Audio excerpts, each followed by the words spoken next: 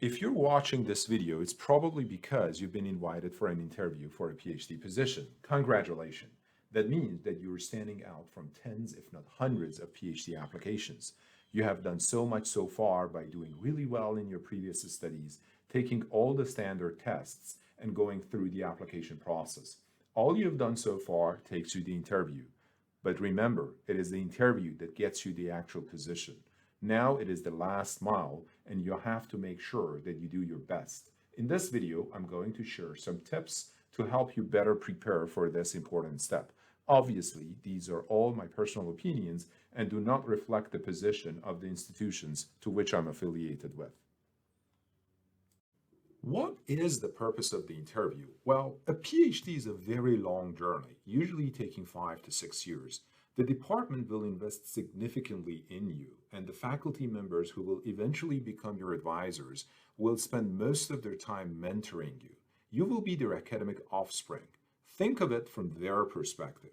They're trying to find the perfect academic child to adopt, to build a relationship that will go far beyond the PhD program and most likely continue post-graduation when you become a professor yourself.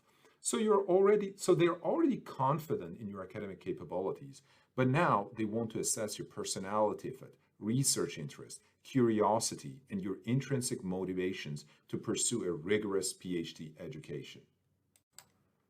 Well, let me start by a cliche. It is very important to make a really good first impression. This starts with how well, professionally, and quickly you communicate with the faculty even before your interview is set up. If you receive an email, try to respond as quickly as possible, without any typos or errors, as this is utterly unacceptable given all the technology we have these days, such as ChatGPT. When they ask when you're available for an interview, suggest the earliest time that is convenient for them, not you. Try to be the first one that books the interview slot, as this is the first indicator of how interested you are in that position. If the interview is in person, you should be there at least half an hour before the interview starts. If you're interacting with other people before the interview, be professional and polite to them, because often these people give feedback to the faculty. If the interview is online, which most of the time it is, try to be present in the virtual room at least 5 minutes before the interview starts, just to make sure that there are no unforeseen technical problems. Also, for the online interviews, just like the in-person interviews, try to look your best. Dress as professionally as you can and as cleanly as you can. Have a nice iron shirt and suit on. Make sure that your hair looks good and clean. It is important to make sure that you have a good environment without any interruptions or background noises or people moving around you. Try to have the best lighting and camera angle possible. And of course, double check your internet connection. Try to invest in a good microphone and a webcam, as these are small investments, but will play a crucial role in running a smooth meeting without any stresses for you. All right, these were about the appearances, but how about the content of the interview? Well, a very important goal to achieve in the interview is to show the depth of your knowledge, which is way more important than the breadth of your knowledge.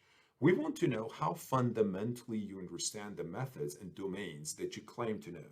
For example, if you have a background in machine learning, rather than just mentioning the names of the algorithms that you have in the past, it is much better if you could discuss why you chose a particular algorithm over the others and be able to opine on the statistical foundations of the algorithm rather than the command line that you type in Python to run it for you.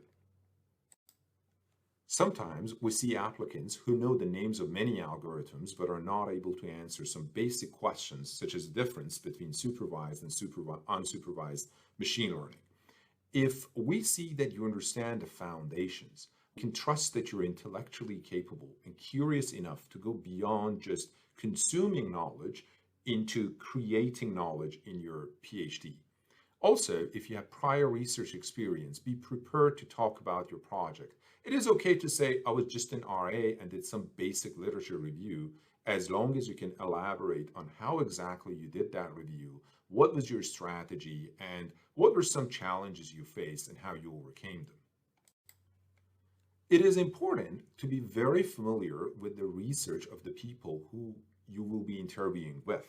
it is a very good idea to reach out to the person who schedules your interview and ask them about the people who will be present in the interview session. Once you have that list, Google Scholar and faculty profiles on the university website are your best friends. Try to find out the most recent publications and their research interests. It is great if you have read their last 2 or 3 papers to have a general idea of what they are passionate about. See how these research interests fit with your background.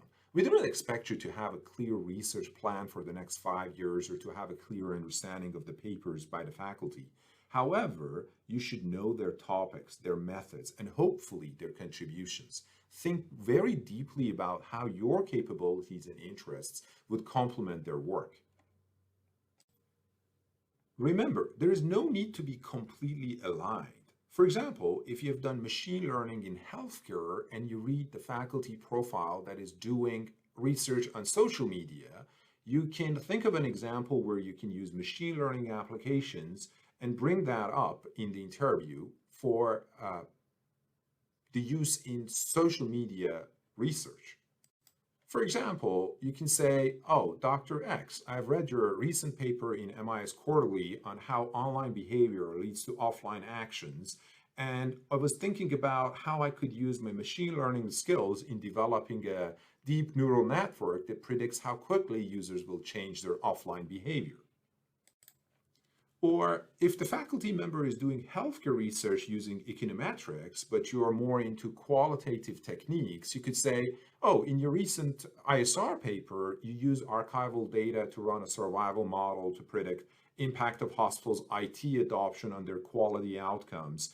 And I was wondering if we could investigate this issue further using interviews with physicians who have actually used such software to see how exactly this leads them to help patients better. You could also check the social media pages of the faculty, such as their LinkedIn, Twitter, or Facebook, to see what are the things that they are currently occupied with, to get more information about them. And remember, never ask the faculty very general questions about their research because we expect you to already know that. The more time you invest in knowing the faculty before the interview, the more eager you will come across in the interview. We should know that you are interested in us for us to develop an interest in you. You should also have gathered some good information about the university and the department. For example, you can see how many other PhD students they have and what is their research about. What other departments, research centers, and labs are available in the school? Think of ways that you could use those resources in your own research. For example, you could mention that I noticed that you have a high-performance computing server available at your business school, and I think that would be a great asset as it will allow me to do advanced computing on those servers. The other things to think about are for your future. The whole reason that we study PhD is to conduct cutting-edge research and continue to publish at the highest levels. You should know our best journals. You can go to the Financial Times list of top business journals and see what are the most premier journals in our respective fields. For information systems, they are ISR, MISQ, Management Science, and JMIS. You should convey that in your meeting. You should indicate that your goal is the same as ours, which is to continue publishing high-impact work in the most prestigious journals and educating other PhD students. Do not say things like, oh, I want to start my own company or work for Google. The faculty may also wonder about your genuine interest in research. To see why you want to do a PhD, why you want to do it in that specific field, and why you want to do that in that particular department and with them as opposed to other options. Once your interview is finished, make sure that you send a personal note to all the people in the interview and thank them for the time and include any follow-up information they may have requested during the interview. Finally, when and if you receive an offer, make sure to accept the offer as soon as possible. This shows how serious and excited you are about the PhD position. I wish you all the best in your interviews.